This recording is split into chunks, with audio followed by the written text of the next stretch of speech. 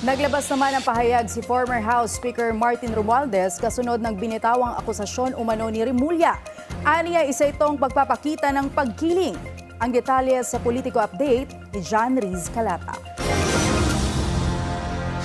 Itinanggi ni dating House Speaker Martin Romualdez ang paratang na ang kanyang kampo ang nasa likod ng pag-recant ng 4 na Maleta Boys sa kanilang testimonya na isinumite sa Office of the Ombudsman. Ayon kay Romualdez, pagpapakita ng pagkiling ni Remulla laban sa kanya ang binitawang akusasyon. Binigyang diin ng dating leader ng Kamara na ang pag-recant ng mga Maleta Boys ay patunay na mali o gawa-gawa lamang ang mga paratang na ibinabato laban sa kanya. Iginiit niya na handa siyang harapin ang mga kasong niluluto laban sa kanya gamit ang facts at ebidensya. Nabatid na hayagang pinagbintangan ni Ombudsman Jesus Crispin Remulla ang kampo ni Romualdez bilang utak sa pagbaligtad ng 4 na Maleta Boys.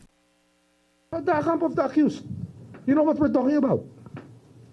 So you think The camp of former Speaker Romualdez, his lawyers, his strategists, his advisors, yung mga tumutulong sa kanya, kasama na yan.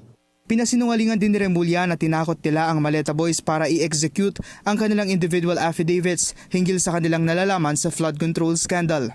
Kami, kaya namin takutin ang Marines. Tatakutin namin sila. Ayaw nga nila ng protection kasi nga kaya nila yung sarili nila. Paano sila matatakutin? Dagdag ni Remulla, mismong ilan sa Maleta Boys ang nagturo sa tauhan ng Ombudsman sa mga lugar na kanilang isinalaysay sa affidavit kung saan i-deliver umano ang mga kickback. Kasabay nito, nagbabala ang Ombudsman sa mga abogadong humaharang sa hustisya at katotohanan. If they think that it's the same thing over and over again, that they can just play hardball with us while violating their code of ethics, then watch out. We will not let it pass. Hindi namin palalampasin to. If they really want to fight it out that way, dirty, then we will just go to the Supreme Court.